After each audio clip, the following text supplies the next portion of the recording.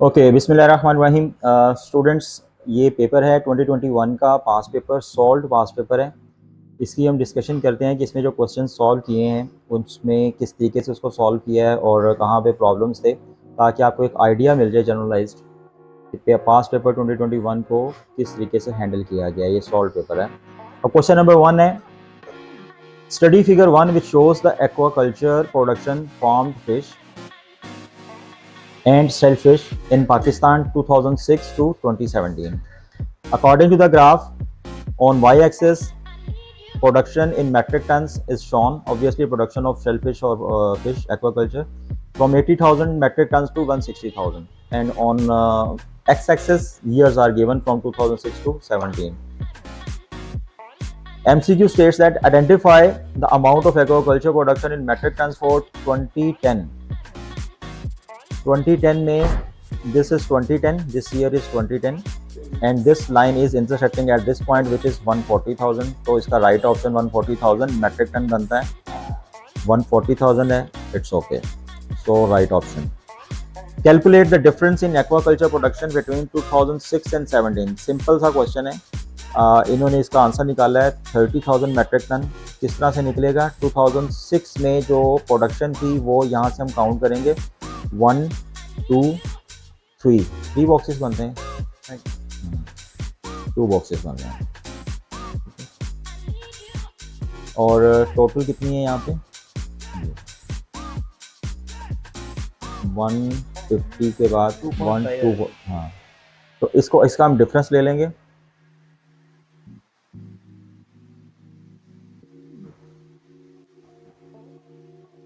और वो डिफरेंस जो है 30 मेट्रिक टन्स, और वही इसका राइट ऑप्शन बनेगा। वैसे अगर आप इसको मार्क्स की में देखें तो उन्होंने एक लिमिट दी है। अच्छा, इस तरह का जो क्वेश्चन होता है ना, मार्क्स की में जब क्लास लिमिट दी हुई है 28,000 से 32,000, तो 28,000, 29,000, 30,000, 31,000, 32,000 कोई भी आंसर इसका आप निकालते हैं तो वो राइट ऑप्शन मान लिया जाता है। लेकिन ये डिपेंड करता है मार्क्स की में अगर क्लास लिमिट दी हुई है। अदरवाइज अगर क्लास लिमिट ने दी है, उसने सिंगल ही जो है वो आंसर दिया हुआ, तो फिर सिर्फ वही आंसर माना जाएगा। मतलब अगर उसमें मार्क्स की में सिर्फ 30,000 लिखा होता तो फिर सिर्फ यही माना जाना था। State 2 characteristics of the desert climate areas of Pakistan. 2 characteristics में there is very low rainfall throughout the year. Okay, सही कैरेक्टरिस्टिक्स है। There is very high temperature throughout the year, ये भी बिल्कुल ठीक है। लेकिन यहाँ पे मैं सजेस्ट ये करूँगा कि अगर आप साथ किसी डेजर्ट रीजन का नेम भी लिख देना तो ज़्यादा वैलिड हो जाएगा। फॉर एग्जांपल थर, थल, फरान, जो भी पाकिस्तान में डेजर्ट है, तो सही आंसर है ये भी, नाम ऐड कर दें। Explain 1 characteristic of the Indus deltaic coast line. अब 1 बोल्ड में भी है और 1 फोकस भी है। इसका मतलब है कि सिर्फ एक ही रीजन को हमने यहाँ पे एक्सप्लेन करना होता है। और नॉर्मली ये क्वेश्चन जो है वो हर पास पेपर में आ रहा है कि जिसमें 1 कैरेक्टरिस्टिक्स के ऊपर वो फोकस करवा रहा है। अब इन्होंने कौन सी characteristic identify की है? The Indus Deltic coastline has these distributaries which are formed when alluvium is transported and then deposited from the Indus River into low-lying coastal areas, and then due to the constant flow of water, the river is divided into different channels, each taking some of the alluvium and the ending in the ocean. अच्छा, terms या language के हवाले से जो है ना वो answer थोड़ा सा वीक है। बाकी आपका कॉन्सेप्चुअली ठीक है, लेकिन इसको जो है थोड़ा सा वो करना पड़ेगा, रेक्टिफाई करना पड़ेगा। आप ये जो बता रहे हैं कि the river is divided into different channels, each taking some of the alluvium, depositing some of the alluvium, वहाँ पे वो डिपॉजिट करता है, इसी वजह से वो डिस्ट्रीब्यूटरीज बन रही हैं। क्योंकि वो जब डिपॉजिट हो जाता है ना तो फिर उनके दरमियान में एक डिवाइड आ जाती है, वो तब डिस्ट्रीब्यूटरीज बन रही है। अगर वो अलूवियम डिपॉजिट ना हो फिर तो वो सारा इकट्ठा ही जो है वो एक ही चैनल में उस मुझे ईच डिपॉजिटिंग जी डिपॉजिट लिखना पड़ेगा। सही होता। हाँ, और इसको आप थोड़ा सा और एक्सटेंड करें। 3 मार्क का क्वेश्चन है, 1 2 3 4 लाइंस जो हैं वो भी आपने पूरी नहीं लिखी हैं। इसको आप कम से कम 2 से 3 लाइनें और एक्सटेंड करें। और जी एक्सप्लेन 1 कैरेक्टरिस्टिक, ठीक है। अच्छा, ये तो आपने डिस्ट्रीब्यूटरी लिखी कि जो इंडस डेल्टिक कोस्ट लाइन उसमें डिस्ट्रीब्यूटरीज बनते हैं। आप इसमें और क्या ऐड कर सकते हैं? क्वेश्चन आपका ये होगा, more over salty water includes into these distributaries। अंदर 3 मार्क के लिए नेसेसरी होता है, क्योंकि मार्क्स के अंदर तो इतना तो नहीं लिखा होता, वो बस एक कैरेक्टर्स देते हैं और उसको बस एक्सप्लेनेशन थोड़ा सा दिया होता है, जैसे वो मार्क्स स्कीम जो होती है ना, marks scheme is not the answer. Marks हाँ स्कीम एक इंडिकेटिव कंटेंट होता है। मार्क्स स्कीम आपको फुल फ्लेज आंसर नहीं दे रही हाँ होती। आंसर आपने जो है वो उसके मार्क्स के अकॉर्डिंग और कमांडमेंट के अकॉर्डिंग जनरेट करना होता है। यही एग्जाम है। मार्क्स स्कीम आपका आंसर स्कीम नहीं होती, मार्क्स स्कीम होती है सिर्फ। ठीक है, तो इसको आपको थोड़ा और एक्सटेंड करना पड़ेगा। ठीक है, अच्छा उसके बाद है जी study figure 2 which shows damage caused by the earthquake in Pakistan. Earthquake damage in Pakistan 2010 figure 2 suggests two secondary impacts of earthquakes. Internal displacement is one secondary impact, which means that some of the refugees might migrate to other cities from Pakistan, and then due to economic issues they may be never able to return to their original home. ठीक है, secondly, trauma is another secondary impact, as earthquake survivors might become permanently scared of any kind of tremors in the future. बिल्कुल ठीक है, ये भी इसके आपको full marks मिल जाएंगे। Explain the environmental impacts resulting from the exploitation of one named natural resource in Pakistan. अच्छा ये क्वेश्चन जो है ना, it requires a focused attention. मैंने दो टर्म्स यूज किए, फोकस्ड अटेंशन, क्योंकि पिछले दिनों में भी पेपर्स में चेक कर रहा था, तो यहाँ पे जो है ना वो एक तो ये कि नेम्ड नेचुरल रिसोर्स आपने लिखना है, और जो क्वेश्चन के अंदर उसने पूछा है उसके अकॉर्डिंग लिखेंगे। मतलब उसने बात जगह पे पूछा हुआ है नेचुरल रिसोर्स, तो फिर आप एज अ नेचुरल रिसोर्स लिखेंगे। अगर उसने वर्ड यूज कर लिया एज रिन्यूएबल एनर्जी रिसोर्स, तो फिर आप as renewable energy source water को जो डिस्क्राइब करेंगे। तो यहाँ पे उसने पूछा है explain the environmental impacts of resulting from the exploitation of one named natural resource. तो हम लोग यहाँ पे नेचुरल रिसोर्स के तौर पे उसको लेंगे। आपने वाटर आइडेंटिफाई कर लिया, ठीक है।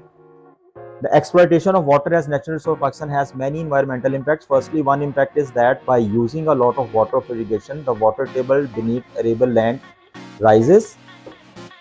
As a result, the rising water table brings up salts up above the ground, and later the water evaporates, leaving the salt. This increases the salinity of the land, which is why it becomes difficult for crops to grow there. Thus the agricultural product। ठीक हो गया, ये आपकी एक बिल्कुल सही explanation. एक तो ये प्रॉब्लम है नेचुरल प्रॉब्लम वाटर से रिलेटेड। दूसरा, secondly, another important environmental impact is that when hydroelectric power is formed in Pakistan, it can often lead to siltation build up in the dams। ठीक है, ये भी प्रॉब्लम आपका acceptable है। हाँ ये ठीक है, मैं यही ढूंढ रहा था कि आपने नेम्ड एग्जांपल लिखे हैं जमीन Tarbela and Mangla. Lastly, another important impact is that when dams like Karbela, Mangla and Bashat were built, this building meant that many rivers had to be rerouted so that they may flow। अच्छा यहाँ पे ना many rivers की बजाय many distributaries या tributaries, हाँ channels कह लें, चैनल्स ऑफ द रिवर, क्योंकि रिवर तो बस एक ही होता है जिसके ऊपर डैम बनता है। अच्छा ठीक है, सही हो गया, इसके भी आपको फुल मार्क्स मिल जाएंगे। अच्छा उसके बाद है assess the importance of physical processes in causing river flooding in Pakistan. There are many physical processes which cause river flooding in Pakistan. Firstly, one such physical process is global warming. As global warming means that average temperature throughout the year in Pakistan increases, which is why the rate of glacial ablation increases। अच्छा यहाँ पे ना मैं थोड़ा सा, ये आपका सही आंसर, लेकिन जो पेपर मैंने बाकी भी चेक किए ना, कुछ बच्चे जो हैं ग्लेशियल एब्लेशन और ग्लेशियल एक्यूमुलेशन में अभी भी कंफ्यूज हैं। एक्यूमुलेशन का मतलब होता है जब ग्लेशियर अटेन कर रहा है स्नोफॉल, जब उसकी हाइट, उसका साइज इंक्रीज कर रहा है। एब्लेशन होता है जब उसका साइज लूज हो रहा है, जब वो जो उसके अंदर जो स्नो है, उसका मैस है, वो खत्म हो रहा है, कम हो रहा है। आपने ठीक लिखा होगा, glacial ablation increases, and this means that more water travels down the rivers of Pakistan like the Indus River, and as the water increases to flow। ठीक है। Secondly, another important factor is precipitation throughout the year in Pakistan। Depression, और इसके बाद ठीक है तीसरा, अच्छा दूसरी साइड पे आ गया। However, there are also other important human factors which should be considered। Firstly, one cause of river flooding can be neglecting and poor management of dams and environment। Lastly, another important factor, deforestation, as trees are very important as they absorb a large amount of rainwater and slow down runoff.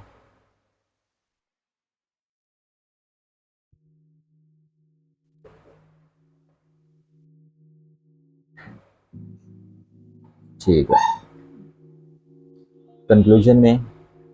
Conclusion आपने थोड़ा सा lengthy कर दिया, लेकिन चलो ठीक है, अगर आपके पास टाइम है, आपकी स्पीड अच्छी है, तो इतना कंक्लूजन भी ठीक है, लेकिन इसको थोड़ा सा आप शॉर्ट कर सकते हैं। स्ट्रक्चर आपका अच्छा, 8 मार्क क्वेश्चन का जो है ना, वैसे तो सारे क्वेश्चन का स्ट्रक्चर इंपॉर्टेंट होता है, लेकिन 8 मार्क का स्पेशली बड़ा इंपॉर्टेंट है। आपको ये पता होना चाहिए कि आप जब एक साइड बता रहे हैं असेसमेंट में, तो दूसरी साइड भी आपको लाजमी बतानी होती है। अदर साइड इसको बोलते हैं बैलेंस्ड आंसर। और हर चीज़ आपकी जो है, जैसे ये अलग अलग पैराग्राफ में है ना, वैसे ही नज़र आनी चाहिए। ठीक है, आपकी माशाल्लाह से अच्छी प्रैक्टिस हो गई है। आपने एक पॉइंट जो है उसको एक्सप्लेन किया, दूसरे पॉइंट को एक्सप्लेन किया, फिर आपने हाउ पर लिख के, तो other side of the perspective आप बता रहे हैं, उसके 2 पॉइंट आपने बताए, तो दरमियान में आपने नेम्ड एग्जांपल्स जो हैं वो मुझे कम लग रही हैं, जैसे Indus river, Indus drainage system, वो यहाँ पे इसकी एग्जांपल हो सकती है। पंजाब में जो इरिगेशन सिस्टम है वो इसकी एग्जांपल हो सकती है। ग्लेशियर्स के अंदर आप जैसे आप कह रहे हो कि अब्लेशन हो रही है, बतूरा, सियाचिन, कोई भी नेम्ड एग्जांपल जो आपके पाकिस्तान में है वो आप उसका लिख सकते हो। तो उस हिसाब से ये थोड़ा सा इसमें ये है, बाकी आपका आंसर बड़ा परफेक्ट है। एग्जाम्पल भी डाल दें तो इसको 8 आउट ऑफ 8, नहीं डालेंगे तो 7, 6 to 7 आपके आ जाएंगे। ठीक है जी, ये आपका जो क्वेश्चन है ना ये डिस्कस्ड है। अभी हम इसको, ठीक, बिस्मिल्लाहिर्रहमानिर्रहीम। अब हम इसके जो है ना दूसरे क्वेश्चन पे जा रहे हैं 2021 के। Question number 2, as you can see on the screen, study figure 3 which shows employment in informal service sector as a percentage of total employment in selected Asian countries in 2019। ठीक है जी, ऑन वाई एक्सिस कंट्रीज हैं Laos, India, Pakistan, Myanmar, Indonesia, और x axis पे informal service sector employment दी हुई है percentage में। अब हमें पता है इनफॉर्मल सर्विस क्या होती है। इनफॉर्मल सर्विस होती है व्हेन द एम्प्लॉयज और employment is not properly registered. ठीक है, तो क्वेश्चन क्या करता है वो, identify the percentage employed in informal service sector in Pakistan. ये हमारा प्यारा पाकिस्तान, इसके आगे जो बार ग्राफ लिखा हुआ है, this is showing almost 75%, so we will find out the option which is 75 or nearest, so B is the exact 75, तो ये राइट ऑप्शन है। ठीक हो गया। वैसे तो मुझे पता है कि आप लोगों ने ये पेपर पहले भी अटैम्प्ट किया होगा कुछ बच्चों ने, लेकिन जिन्होंने नहीं भी किया होगा या जिन्होंने किया भी होगा तो ये एक दफ़ा से आपका रिवाइव हो जाएगा। दूसरा क्वेश्चन है, name one example, one bold किया हुआ example of an informal service. इन्होंने आंसर लिखा है रिक्शा ड्राइविंग, बिल्कुल ठीक है। अच्छा, उस दिन एक बच्चे ने यहाँ पे क्वेश्चन पूछा था कि रिक्शा ड्राइवर्स जो उनके पास लाइसेंस होता है, और लाइसेंस जो है वो तो एक रजिस्टर्ड डॉक्यूमेंट है, तो फिर वो रिक्शा ड्राइविंग जो है वो इनफॉर्मल कैसे है। तो लाइसेंस जो है वो रोड पे निकल के रिक्शा चलाने के लिए उसको डॉक्यूमेंट रिक्वायर्ड है, लेकिन रिक्शा किस टाइम पे चलाना है, रिक्शे का कितना टैक्स वो पे कर रहा है, या रिक्शे से कितनी वो रेंट ले रहा है, कितना उससे फेयर चार्ज कर रहा है, उसके ऊपर कोई चेक एंड बैलेंस उसका नहीं है। तो इस वजह से ये इनफॉर्मल सेक्टर में आता है। तो जो मतलब फूड में स्टॉल वगैरह रहते हैं उनके पास भी एक लिस्ट होती है, तो स्कूल में और सॉरी जो रोड पे स्टॉल्स वगैरह होते हैं हाँ। उनके पास भी एक गवर्नमेंट लिस्ट हाँ, होती है, हाँ। आप लेते हो हाँ। वो भी रजिस्टर्ड नहीं, वो भी रजिस्टर्ड नहीं होते, वो सिर्फ गवर्नमेंट की प्राइस को, वो जो उनके पास लिस्ट होती है ना, वो गवर्नमेंट की प्राइस कंट्रोल कमेटी की तरफ से होती है।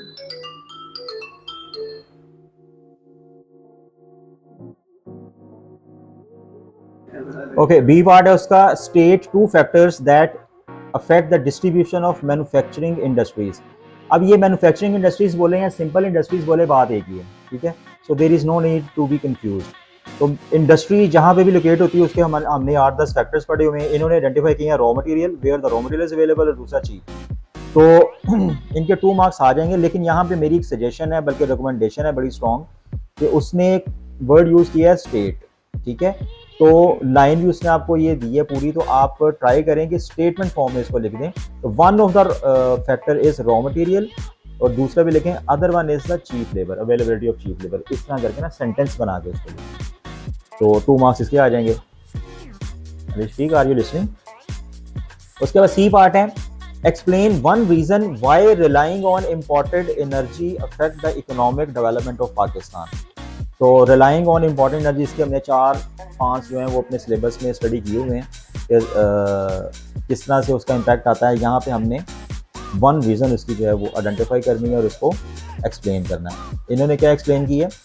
Relying on imported energy affects the economic development of Pakistan as Pakistan is country in an economic deficit, which means that its imports are higher than the exports. The reason being that Pakistan imports expensive products like petroleum and exports cheap raw materials like cotton. So ये भी थोड़ी और explanation जो है ना इसमें due है, वो आप इसको लिखेंगे 2-3 लाइनें और, फिर इसके 3 आउट ऑफ 3 मिलेंगे, अदरवाइज इसके जो है ना वो 2 मार्क्स तक आपका रह जाएगा। पॉइंट्स तो सही है, पॉइंट्स ठीक हैं, अगर कि थोड़ा सा मैंने एलेबोरेट करना है, हाँ जी, और ज़्यादा एलेबोरेट करना है। Study figure 4 which shows a type of irrigation used to increase agricultural production in Pakistan। पर ये स्प्रिंकलर एक नज़र आ रहा है स्प्लेंडेड, और ड्रिप फीड इरिगेशन जो है वो मेथड यहाँ पे शो किया हुआ है through this sprinkler. Suggest why plant breeding programs. अच्छा आप देखें यहाँ पे शो इन्होंने इरिगेशन मेथड किया हुआ है लेटेस्ट, लेकिन क्वेश्चन नीचे जो है वो पूछा हुआ है plant breeding program and fertilizers are used to increase agriculture production. 4 mark का क्वेश्चन है प्लांट ब्रीडिंग प्रोग्राम के बारे में, बट यू आर सजेस्टिंग। वैसे आपको पता है प्लांट ब्रीडिंग प्रोग्राम क्या होते हैं? प्लांट ब्रीडिंग प्रोग्राम होते हैं जिसमें हाई यील्डिंग वैराइटीज़ होती हैं, जेनेटिकली इम्प्रूव्ड सीड्स होते हैं जो, और इसके अलावा किस क्रॉप को कितना वाटर जो है रिक्वायर्ड है वो भी प्लांट ब्रीडिंग प्रोग्राम में आता है। किस तरीके से उसका वाटर इरिगेशन सिस्टम मैनेज किया जा सकता है वो भी प्लांट ब्रीडिंग प्रोग्राम में इंक्लूड हो सकता है स्पेसिफिक प्लांट के लिए। तो यहाँ पे आप क्या आइडेंटिफाई कर रहे हो? Plant breeding programs and fertilizer are used to increase agriculture production as by developing specific seeds such as high yielding varieties.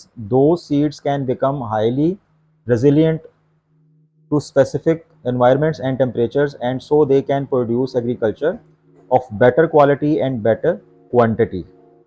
ठीक है, अब यहाँ पे आप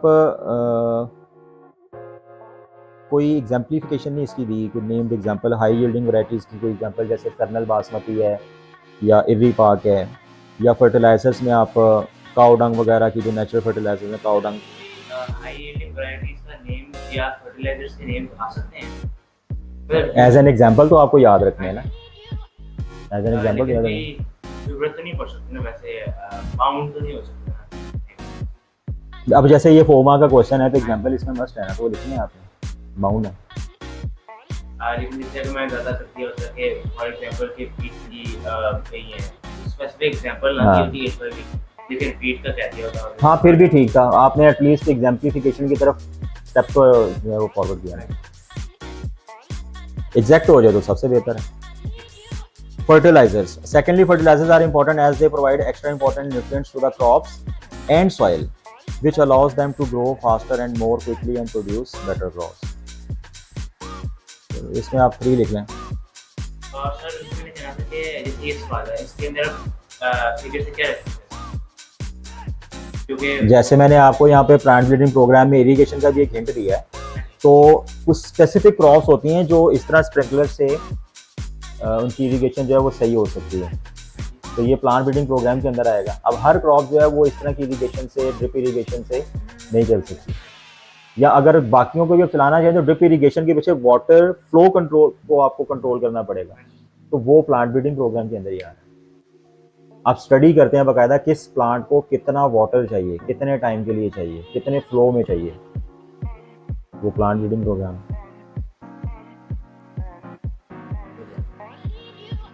ये ड्रिप फीड ही लिखा है ना उन्होंने, ड्रिप फीड एक टर्म यूज कर दी, तो इसका मतलब प्लांट को ही वो फीड कर रहे हैं, तो प्लांट क्या कहते हैं ब्रीडिंग प्रोग्राम के अंदर इसको आप एक्सप्लेन करेंगे। Explain why gender inequality is affecting the economic development of Pakistan. Gender inequality क्या होती है?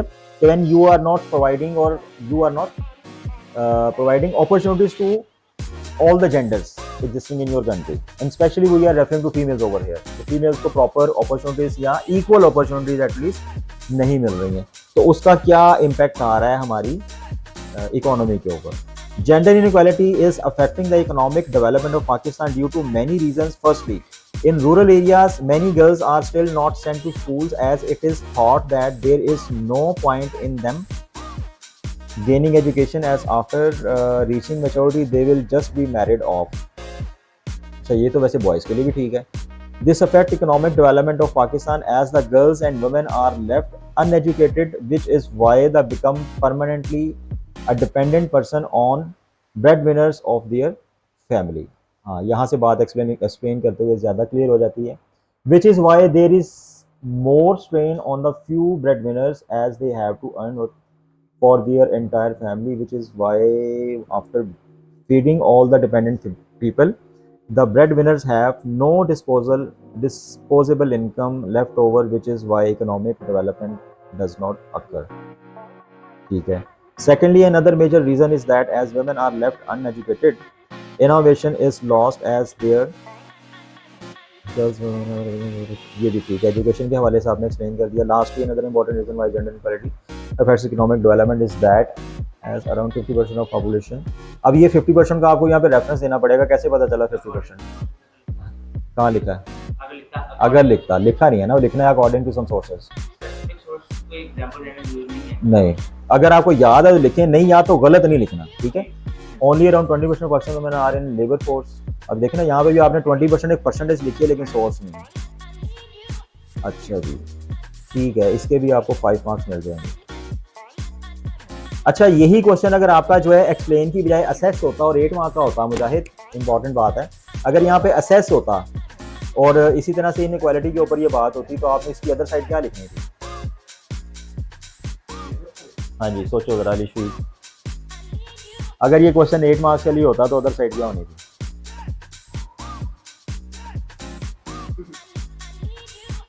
एक्सप्लेन वाई जेंडर इनइक्वालिटी है ना, एक्सप्लेन की जगह अगर एसएस आ जाता.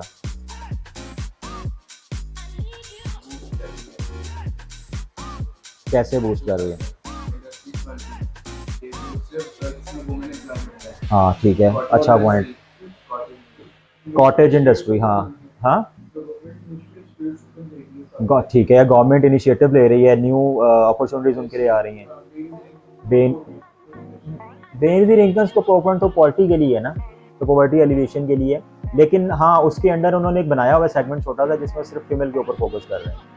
अभी जैसे क्या नाम है इसका, विमेन यूथ लोन प्रोग्राम इस तरह करके भी उन्होंने शुरू किया है पंजाब में. तो वो क्या है स्पेसिफिक है. अगर ये ना भी आपको याद रहे ना तो एक अल्टीमेट रियलिटी तो आपके माइंड में हर टाइम रहती है कि जो घर की एक लेबर है वो एक कैपिटल लेबर है.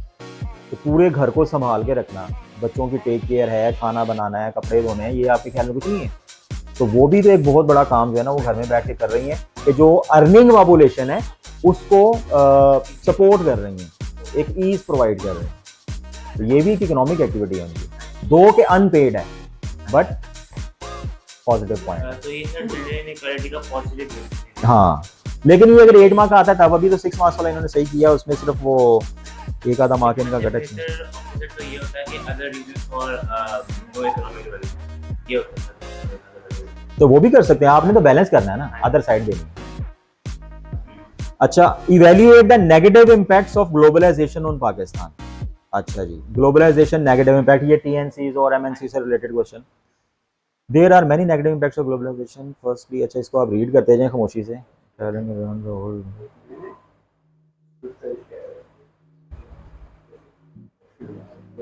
ठीक है.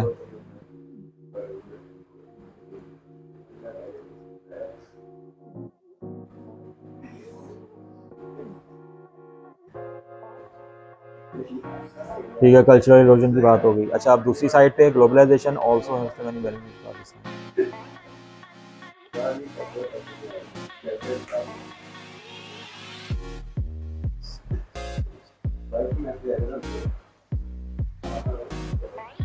ठीक है, जॉब्स वगैरह प्रोवाइड कर रहे हैं. तो ये आप नीचे क्यों लगे हो कंक्लूजन लिखते हुए?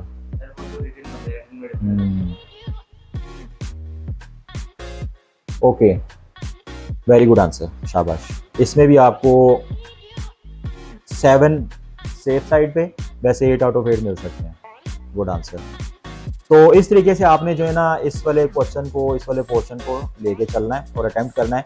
इसके ऊपर फर्दर अगर आपके कोई क्वेश्चंस हों तो यू कैन आस्क. अच्छा जी, this is question number 3 of the same past paper.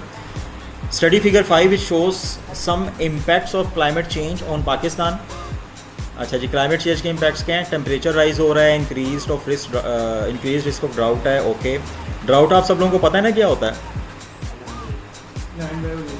Land dry हो जाती है when there is no water, lack of water, lack of rainfall.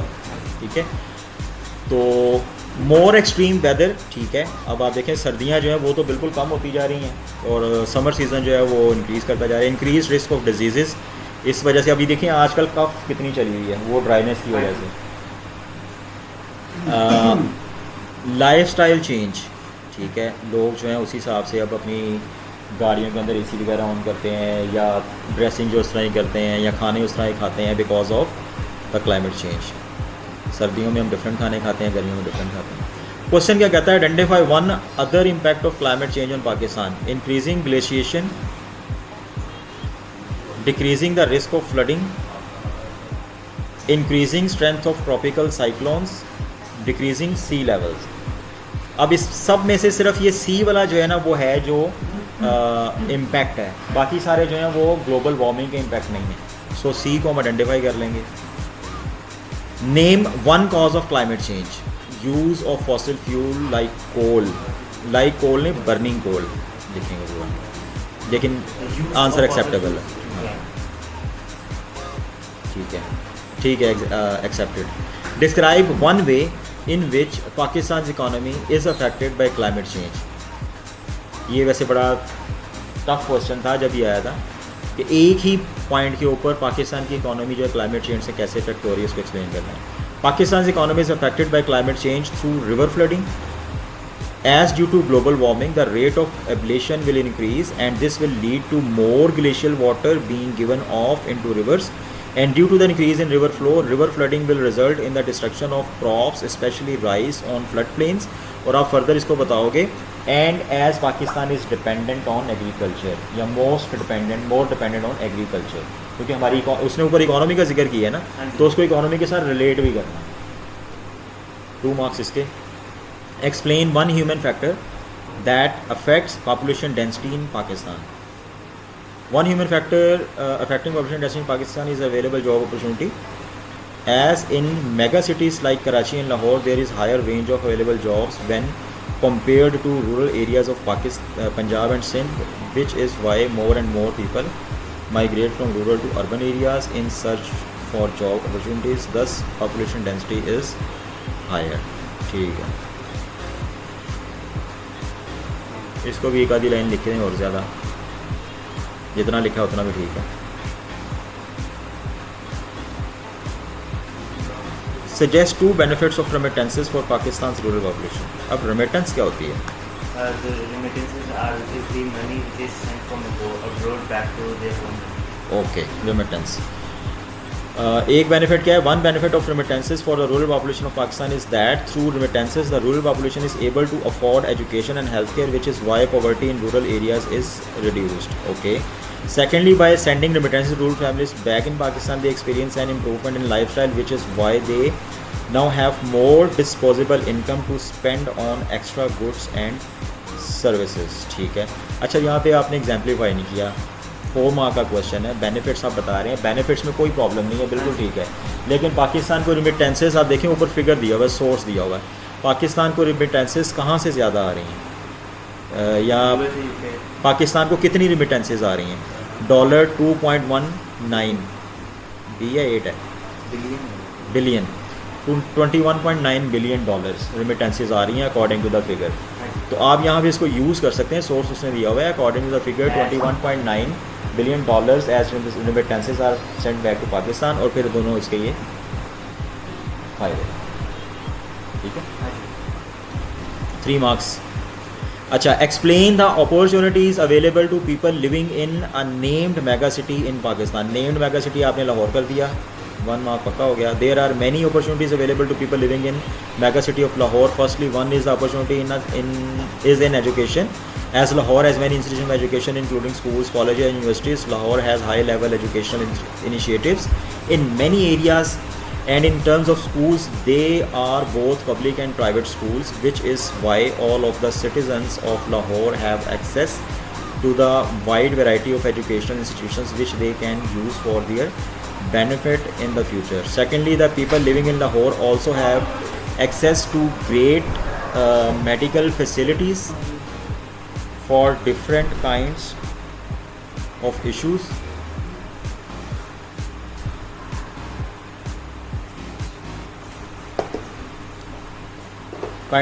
Lahore has both public and private hospitals. ठीक है.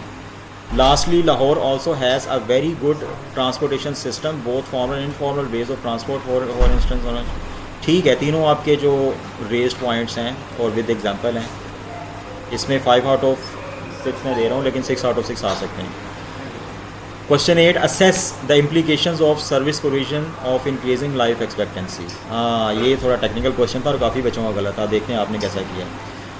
Basically इसका जो base है ना, वो implications of service provision of increasing life expectancy के होना. इम्प्लीकेशन क्या हो सकती है? There are many different implications for service provision from increasing the life expectancy in Pakistan.